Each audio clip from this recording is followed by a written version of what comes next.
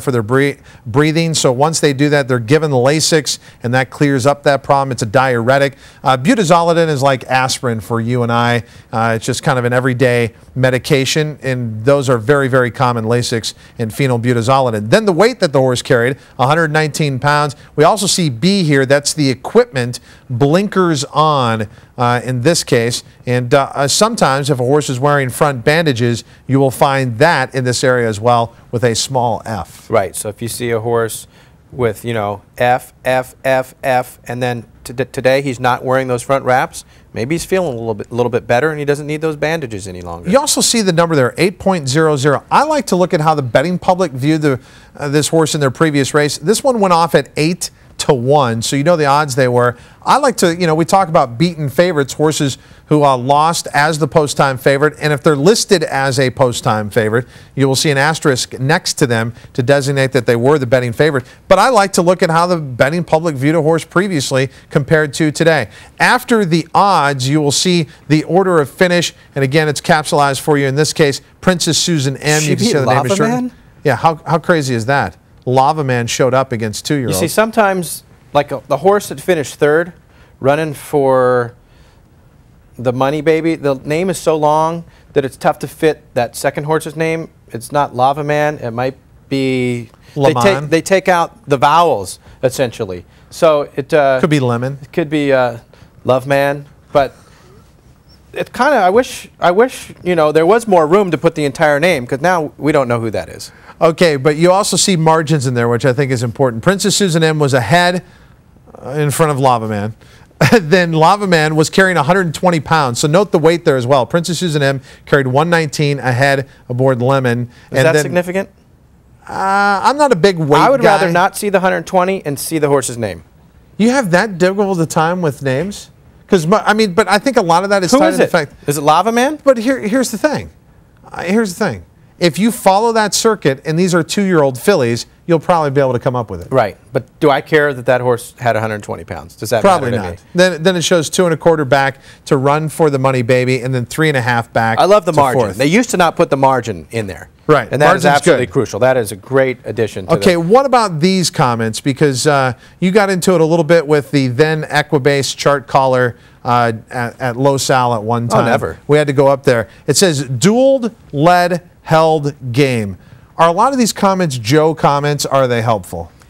It's so different at every track, and if it's a quarter horse race or if it's a thoroughbred race, but that's just the chart caller's interpretation of what happened with that horse, and it's very important to the handicapper, if they didn't get a chance to see the race, to be able to rely on that. I think most chart callers do a tremendous job. There are some occasions where somebody might have seen some trouble that I didn't see, or vice versa, but it's all opinion. But it's also important to note how this has changed and evolved over the years. It used to be you were limited in your comments. You had about 20 comments that you could make. Dueled, gamely, held, whatever. But it was like F1 is the comment I want to give here. Right. D2 is the comment I want to give here. And it was just the same syntax over and over, so you never see a variation. They now have editorial control of that. So if a rider dropped the whip and something else happened in the race, then you'll kind of see that in the editorial comment that the chart caller can make. I think it's important to point out those running lines are somebody with binoculars watching the race,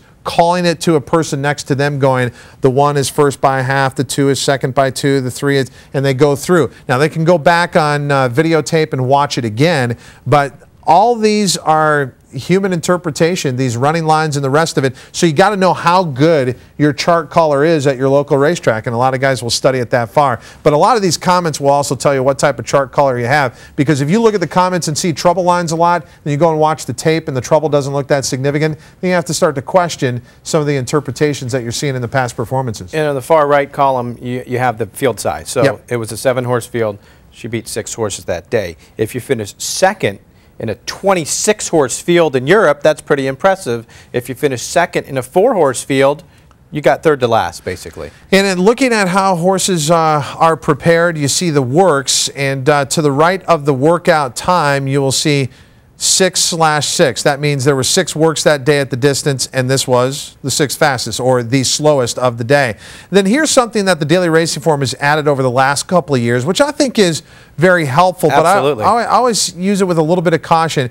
It shows you the trainer's record under these similar circumstances. The trainer's record with 2-year-olds, the trainer's record on a synthetic surface, the trainer when a horse has won their last start, as Princess Susan M has, the trainer comes back 30%. So if you've got a trainer that's overall 18%, and now today it's a situation where he's 30% under these circumstances, that's a huge positive. Right, and you saw on the last stat there was graded stakes, only 7%. Peter Miller, he hasn't won that many graded stakes races. He's 35% on the meet. He's 18% of the year, but over the last 12 months, won for his last 14 with graded stakes horses. So, you know, he still hasn't proven himself in those type of races, so maybe you use that into your handicapping. The jockey-trainer combination, we were talking about X amount of trainers win most of the races. Well, what about when a certain jockey is bored with a trainer? This is looking at the 2006 and then now this year, the Del Mar meeting. This jockey-trainer combination has had 6 mounts with a 17% win percentage. And then, Dave, there's the ROI. It's something that is thrown around by, you know, it's thrown on 58 flat and blinkers off way too much, but explain it, return on investment. Well, basically, you're going to bet $2 on each of their horses. So they had 6 horses. They won with one of them. For the $2 that you bet, you would have got a return of $2.23, which is very strong. So return on investment, another area that players like to look at and find value. Okay, so we've been talking about past performances, which is way away from the basic wagers in horse racing, and that is win, place, and show. And again, for the novice, a lot of times there's a little misnomer about, you know, if you bet a horse to place or you bet a horse to show, what exactly it means. Obviously, there's a comfort level if you bet a horse to show because they can be first, second, or third, but the returns are very diminished. And not always. I mean, there are some cases where a horse can pay more to show than it does to place based on a large wager that came into place.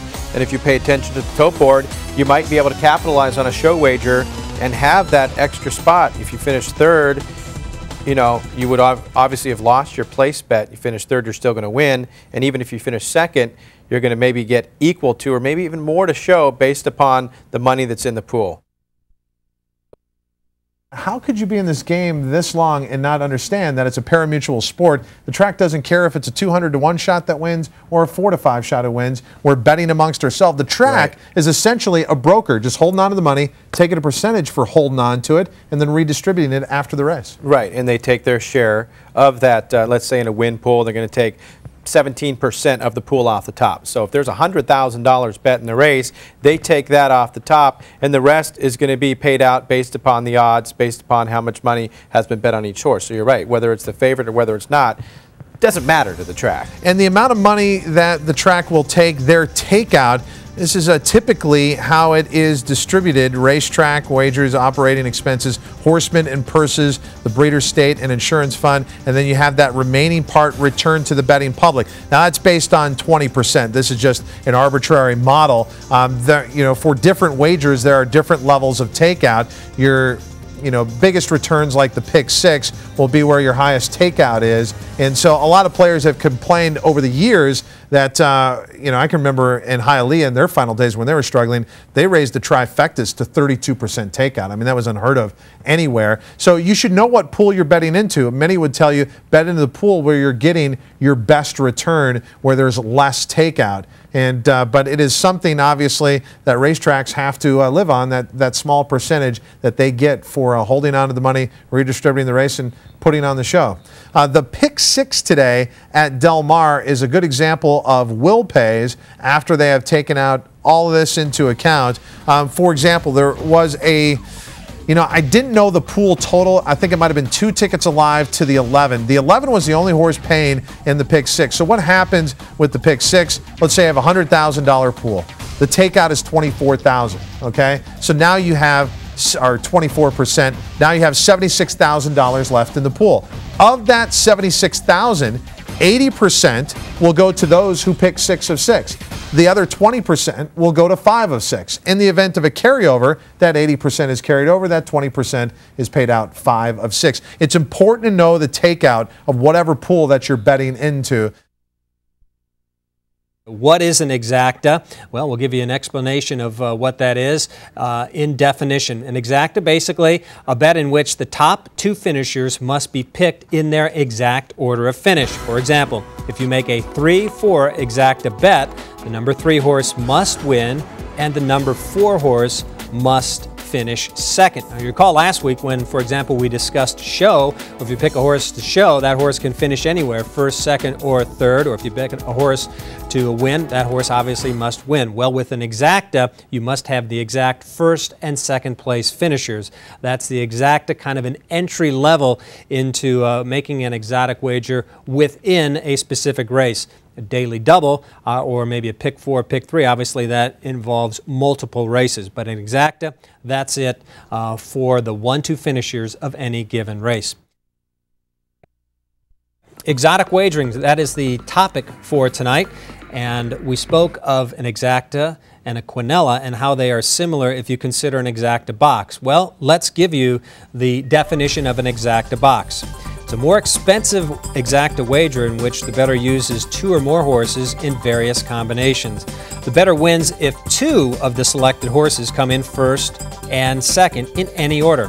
For example, if a bettor makes a 2-3-5 exacta box wager, he or she will win provided the first 2 finishers are in any of the following order. And here's your possibilities: the 2-3, the 3-2, the 2-5, the 5-2, the 3-5, or the 5-3. That is a 3-horse exacta box, and if it's a $2 wager of the $2 increment, that would cost you $12. If you're making just a $1 play, well, then it's going to return half of that, $6. Here's the way that we calculate that. You can play the $1 exotics. That is something that has evolved in the last couple of decades in horse racing. So again, a 3-horse box, you can make the calculation there, is a $6 wager, and a 4-horse box is a $12 wager.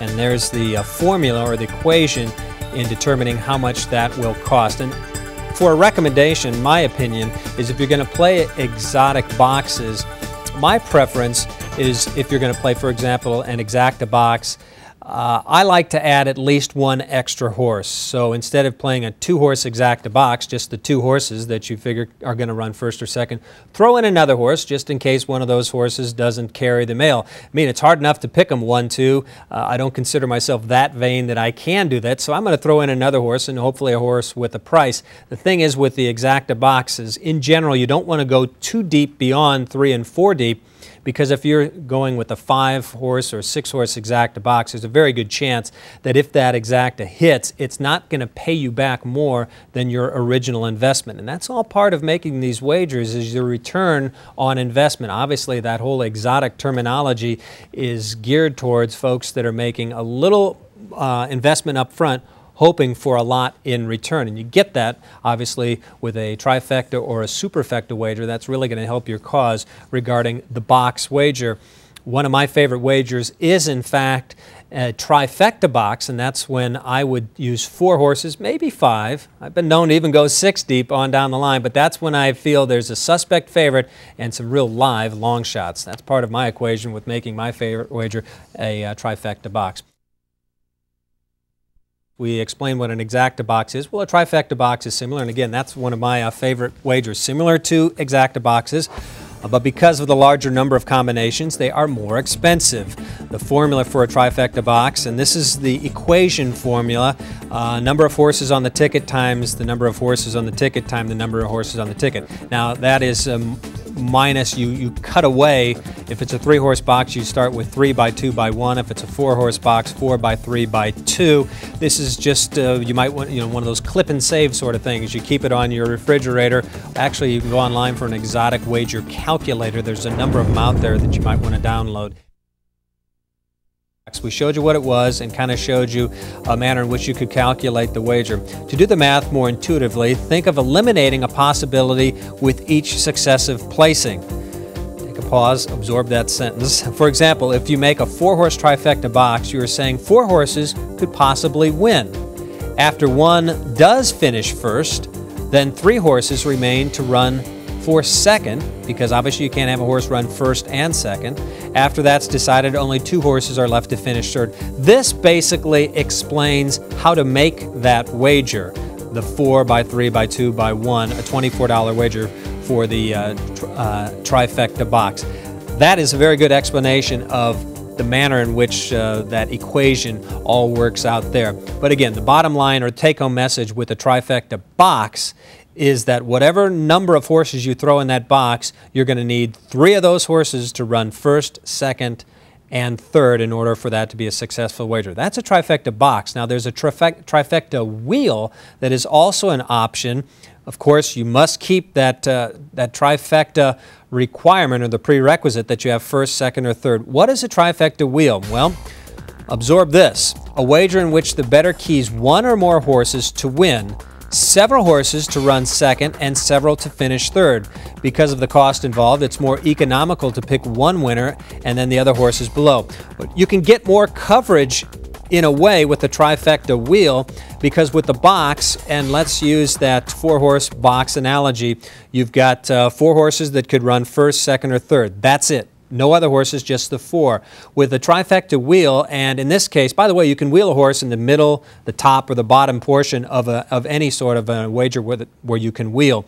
But in this case, with the trifecta wheel, let's say you use 1 or 2 horses on top, and then below that, you can add additional number of horses. I've got a wager in the 10th at Evangeline Downs that we're going to get to, and here it is.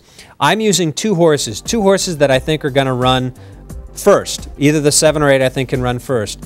In the second tier of this 10th race at Evangeline Downs, I of course like the 7 and 8, so I'm going to use them in my second tier there as well. But I also think numbers 2 and 9 could run well. Not well enough to win it, but maybe enough to wiggle on in there and finish second. In the third position, I'm actually using 10 horses. That's all. I'm using all of those horses. So any of those numbers, I mean, I'm good for that third place position because I'm using all. It's the second and first where I have to be right on there, or if not one number, the other. It's a $48 ticket. The important thing here with the trifecta wheel is that I catch a price. Now, I'm using this as an example to show you how to make a trifecta wheel. Would I actually make it in the 10th race? Maybe not, and here's the reason why. The 7 and 8 are definitely going to be the short prices in this wager. So if we catch if it's going to be a favorite on top, then we need a whole lot of things to go our way in order for this to be a successful return on investment, which means that I'm going to hope that that 2 and 9 go off at some awfully good odds, and then I catch maybe a 40-to-1 shot to finish third. But I think it can happen. That said, I'm confident enough in the 7 or 8 that they are going to win. So this could be one of those wagers where I'm very strong in the corner of the 7 or 8 winning. So much so, let's go ahead and throw $48 out there, take a chance. If the 7 or 8 wins and it's chalky or short price favorites below, I might hit this wager and make a couple bucks. I might lose a couple bucks, but at least I'm in there with a chance. And if it is a price horse on the bottom, catch lightning in a bottle, that trifecta really might come back special. I don't do it often. The times I would do it would be in the case here where you really were confident that a horse would get the win, and kind of a suspect group of $5,000 maiden claimers, you could catch a price down below. We're talking about exotic wagers that are all within one race, single race exotic wagers. How about multi-race exotics? Well, the king of the crop, or at least what it was for many years up until about the last 5 or 6 years, was the Daily Double, a wager in which the bettor tries to select the winner of 2 consecutive races. The costs involved are different than in a single race wager, of course. You would multiply the number of horses in each leg times the cost of the bet. In most areas, the Daily Double is a $2 wager. So if you bet 3 horses in race 1 and 2 horses in race 2, that's a 3 by 2. By the $2 wager, that's 12. So 3 times 2 is 6. Times the $2 wager, that's a $12 wager. Back in the day, the Daily Double was, at some tracks, the only exotic wager. Can you imagine that? Some of the old dyed-in-the-wool, stalwart, blue blood sort of racetracks, as far as tradition goes, I remember Oaklawn Park was one of the last racetracks to really advance into offering trifectas, and trifectas on every race. There was a thinking back in the day that kind of a puritanical thinking, if you will, that the track management didn't want to offer all those exotics out there to the race fans. Well, that's when we had 40,000 coming to the races every day, and those exotic pools, those daily doubles and the exactas would be huge. Obviously, things have changed, and folks like to make that gamble, slot machine mentality, if you will, playing the exotics, which isn't to say they're a bad wager. Believe me, the price is there if they do come on through. Todd spoke about DRF speed figures, that's daily racing forms figures, and track variant during a racing coast to coast this weekend. What do these numbers mean, and how do they equate to Beyers or Moss figures? Well, I'll be very brief and succinct in my reply. By the way, first of all, the Moss numbers are something offered in some daily racing form past performances that you can download that are a variation of a Beyers speed number. They are both Beyers speed numbers and Moss speed figures. Speed figures, track variants, these are numbers, a whole number that has come up by adding a lot of things. Final time of any given race or a horse. They involve the elements, the track condition, any wind, a lot of this and that that are put into a Beyers speed number or a Moss pace figure. That's an extremely down-to-earth, simplified version. And I want to keep it simplified because both the Beyers and the Moss, they have their own little variations, a number of things that are all funneled into one. Think of it as just that, a funnel, taking a lot of information, coming up with that one whole number. In the case of a Beyers speed number, the higher the number is the better. Hope that was a good enough simplified answer there. How about an email that we received last week? And I think this has something to do with pace, and it's regarding fractional times of a race. An emailer wanted to know about the manner in which a horse goes up to the front and the running style of a horse. The emailer wanted to know about a horse making the lead on his own. Well, here's the email itself. Say a horse with natural speed goes for 44 flat for a half mile without being asked, and another horse who needs urging runs the same time. What's the advantage of natural speed if they're both exerting the same energy? All right, well, that sounds like a good word question or something that you'd pose to a physics class or something. Well, this is Horse Racing 101. Pace makes the race has something to do with that. But there are running styles of horses. Some have natural speed, as the emailer suggested. Others like to come from off the pace. Well, think of it yourself. If you're the type of a runner, a track runner, that likes to go to the front end, you're not going to want to be behind horses. If you're the type that likes to come from off the pace, you being put in a position up front early, which is not your running style, that's not going to bode well for you, and it might actually affect the outcome of the race.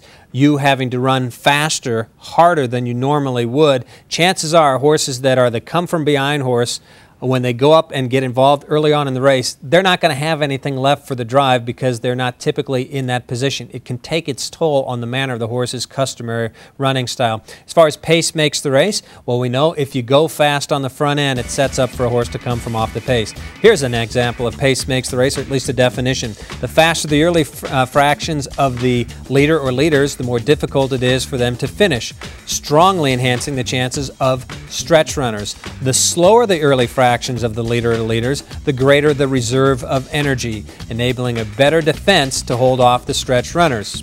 Perfect choice of words there, defense.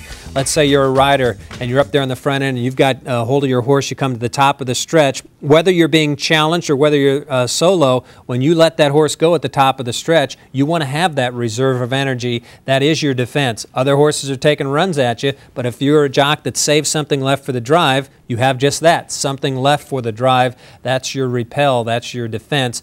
Going earlier or going softer earlier, and then have something to fend off those late runners.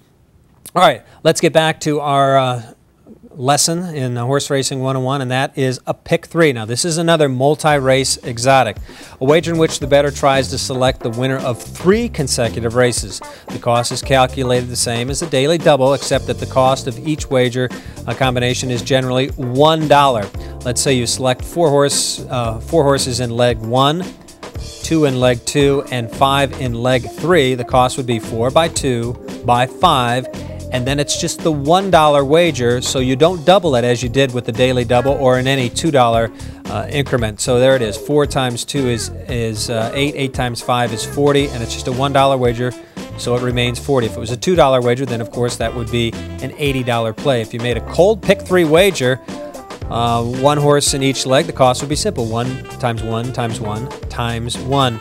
Good luck to you with that cold pick 3 wager. Pick 3 is popular, but the pick 4 has overwhelmed them in the case of popularity, and especially with guaranteed pools. A wager in which the bettor tries to select the winner of 4 consecutive races, calculated the same way as a pick 3, because the cost of the wager is usually a $1 per combination. Yeah, you don't usually see a mandatory $2 pick 4 wager. There's been some dabbling with pick 5s, but we know that the next stepping stone, of course, is to the pick 6, which is extremely difficult to hit. But when we speak of return on the investment, that's where it is, boy, with the pick 6, when you do get that carryover in an attempt to hit the pick 6. Here's a definition of said wager: a wager in which the bettor tries to select the winner of 6 consecutive races. In most cases, the pick 6 costs $2 for every combination, like the daily double. Thus, you would multiply the number of horses in each leg and then multiply that times 2. That comes up with the cost of the wager. Oftentimes, you might need a buddy to help you out there, especially when you go from that doubling from the $1 to the $2. Here's a look at a pick 6 ticket and how you might play it. It's a $120 ticket.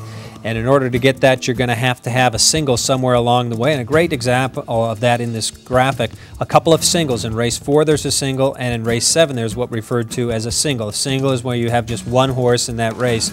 They went deep, as it were, in the 6th race with 5 horses. And here's again where you add that up, or you multiply that, beg your pardon. 3 times 1 times 2 times 5 times 1 times 2 times 2 again, as it's a $2 minimum, and that's your $120 pick 6 wager.